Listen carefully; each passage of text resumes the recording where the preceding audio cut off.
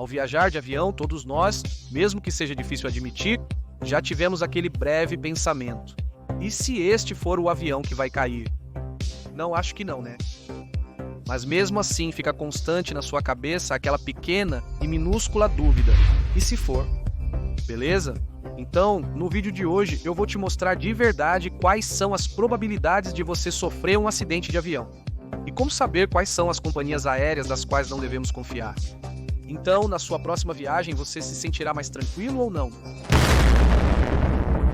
Antes de começar, você sabe quando um acidente é considerado como tal? Bem, é definido da seguinte forma, e eu vou resumir para você. Se dentro do avião alguém sofrer lesões fatais ou muito graves como consequência de um forte impacto ou de alguma explosão, isso será considerado um acidente. Também será considerado acidente se a aeronave sofrer danos estruturais que exijam reparo significativo, desaparecer ou se tornar totalmente inacessível. E um incidente é qualquer acontecimento imprevisto que não seja grave o suficiente para ser classificado como acidente. Lembre-se que essa definição se aplica às próximas estatísticas. Um evento em que, em um pouso forçado, ocorra a morte de um passageiro será considerado como acidente pelo fato de haver um falecido. Então, agora vem a pergunta: qual é a probabilidade de sofrer um acidente de avião? Para começar, é necessário analisar diversos aspectos. O primeiro é o pouco tempo que a aviação teve para melhorar, já que a aviação comercial se desenvolveu como conhecemos hoje em dia. Após a Segunda Guerra Mundial, por volta de 1945 a cerca de 75 anos, nesses últimos 75 anos, vimos como a tecnologia avançou de forma exponencial e com esse avanço a segurança também aumentou muito. Neste gráfico são representados os acidentes por milhão de voos. Como se pode observar, em 1970 as chances de sofrer um acidente já eram muito reduzidas. 6 acidentes para cada milhão de voos. Bem, agora mesmo, em 2021, há menos de um acidente para cada milhão de voos. E imagino que, se este vídeo for visto daqui a 40 anos, a chance será bem menor. Também é preciso levar em conta que cada vez se voa mais, por isso a cada ano haverá mais acidentes em número total. É como perguntar: você preferiria voar em um universo com 2 acidentes a cada 4 voos? Ou em um com 3 acidentes a cada 30 voos? Obviamente, você escolheria o segundo caso, já que, apesar de ter mais acidentes no total, as estatísticas mostram que é muito mais seguro. Estamos nos aproximando de um momento em que isso acontecerá. É interessante comparar as chances de morrer em um acidente aéreo em relação a outros meios de transporte. O gráfico compara o número de mortos por trilhão de milhas viajadas entre os principais meios de transporte. O mesmo procedimento do vídeo anterior sobre acidentes de carro. Como podemos ver, o veículo mais perigoso de longe é a moto, com 212 mortos, seguido pelo carro. E lá embaixo temos o avião com 007 mortos. Como eu dizia, hoje em dia a probabilidade é de cerca de um acidente de avião por milhão de voos. É muito mais provável, por exemplo, que você morra afogado ou até mesmo envenenado por comer algo estragado. Como você pode ver, a aviação é muito segura, mas por uma razão sombria. Se um avião sofre um acidente durante o voo, é provável que a maioria dos ocupantes não sobreviva.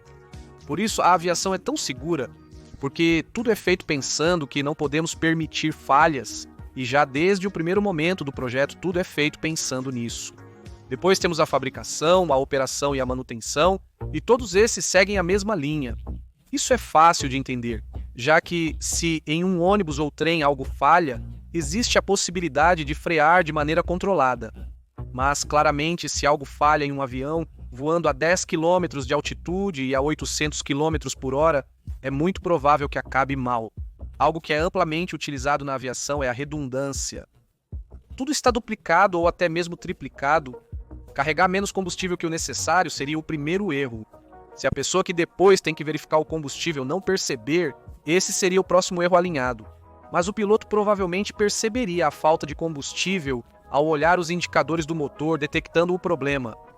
No entanto, se justamente os indicadores do motor estiverem quebrados, seria como adicionar mais um erro, e assim por diante, até que vários desses se alinhem, e acaba acontecendo um acidente, então teriam que falhar desde os mecânicos até os operadores da companhia aérea e, por fim, o piloto. Algo difícil de aceitar é que a aviação é tão segura graças aos acidentes que já aconteceram.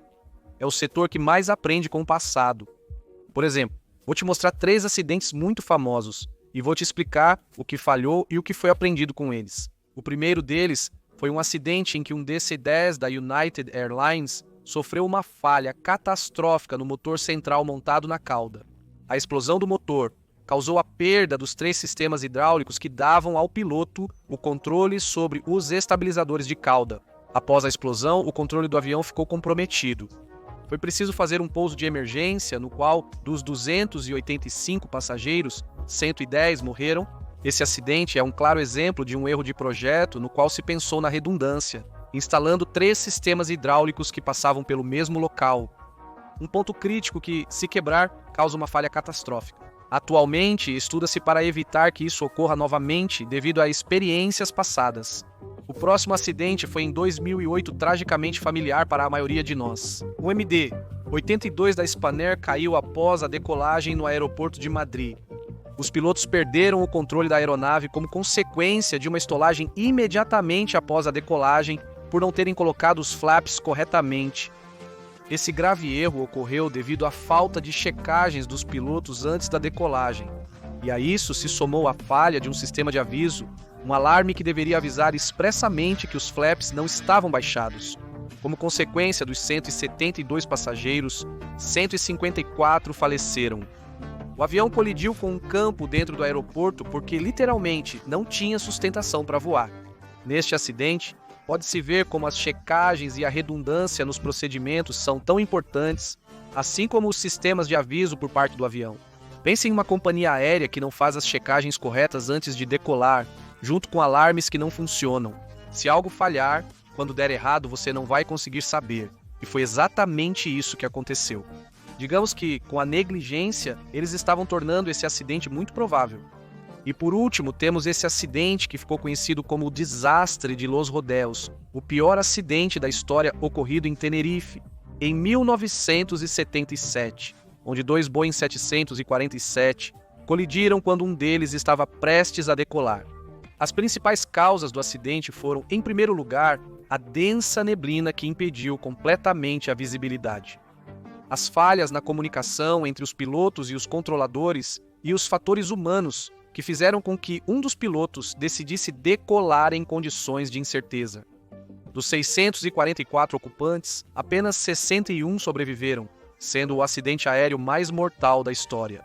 Nesse acidente, o que aconteceu foi que a torre de controle disse ao piloto para aguardar antes de decolar. O piloto só ouviu decolar por causa de interferências.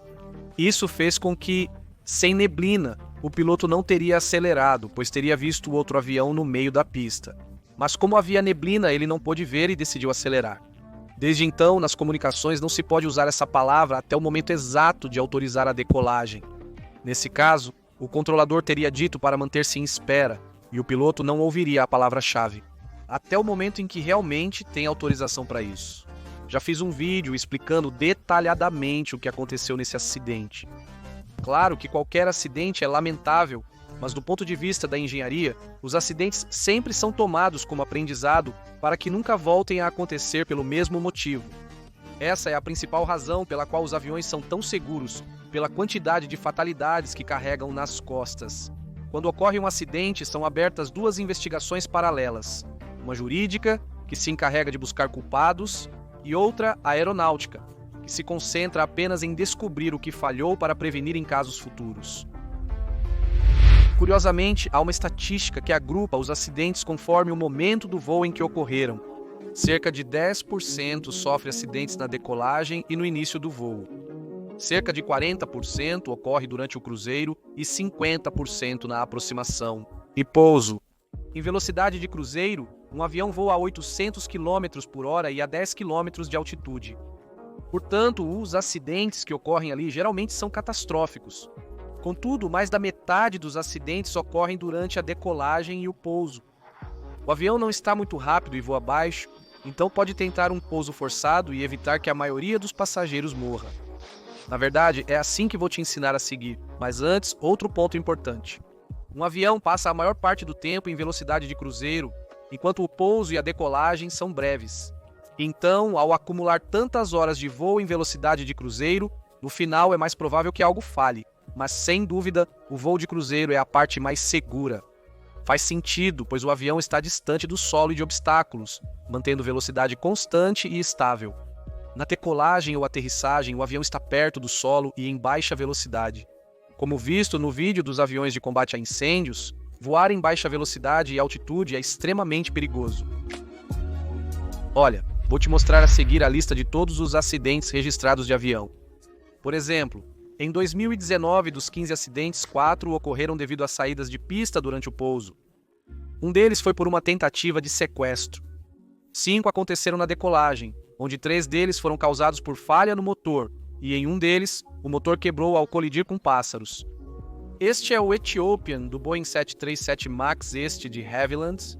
Ele se partiu no ar, o da Ucrânia sem combustível e os outros na aproximação. Como você pode ver, em todos, sem exceção, aconteceram coisas muito estranhas.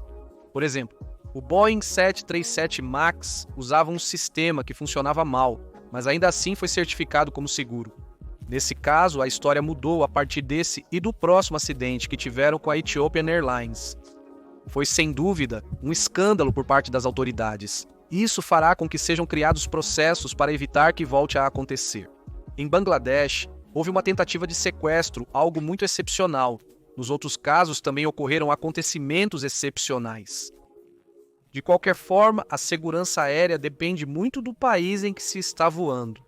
Não é igualmente seguro voar em uma companhia aérea nacional da Espanha do que em uma da Venezuela. Por exemplo, na lista a seguir estão reunidos os países que mais tiveram mortos como consequência de acidentes de avião.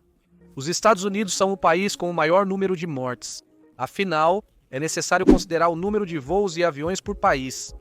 Ajustando cada país com esse dado, a lista fica próxima do esperado. E podemos ver a grande diferença entre a Europa e a América do Norte em comparação com outras regiões do mundo. Amigos e familiares frequentemente me questionam sobre a segurança de voar pela Ryanair ou por companhias aéreas de baixo custo. Eu digo para eles seguirem a seguinte regra geral. Se a companhia aérea opera voos para a Europa ou América do Norte, com certeza será uma companhia que cumpre os requisitos aceitáveis de segurança. Afinal, se houvesse problemas, as autoridades aéreas, a Agência da União Europeia para a Segurança da Aviação na Europa e FAA na América do Norte, não teriam permitido que a companhia aérea voasse em seu território. Voltando à pergunta sobre a Ryanair, eu não me preocuparia nem um pouco. Por outro lado, as companhias aéreas de baixo custo que operam entre países africanos ou asiáticos são bem diferentes.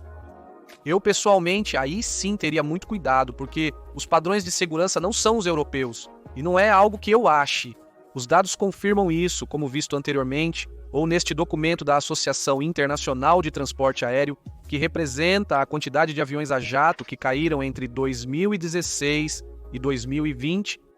A média global é de 0,2 aviões para cada milhão de voos.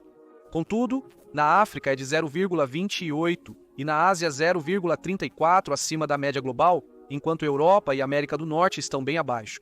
Mas os aviões a hélice são mais preocupantes? Na África, a taxa é exageradamente alta, sendo quase 5 vezes superior à média global. Por isso, ao viajarem para esse tipo de destino, sigam como regra geral o que eu comentei, já que uma companhia aérea como a Ethiopian, apesar de ser africana, cobre voos para a Europa diariamente, então seus padrões serão, sem dúvida, os europeus. Se você pensar nisso em 2020, a grande maioria dos aviões ficou parada por um longo período de tempo, meses até, e isso é algo que nunca tinha acontecido antes. É verdade que quando um avião passa por grandes reparos, ele fica um mês parado em terra. O que é diferente desta vez é que todos os aviões ficaram parados ao mesmo tempo.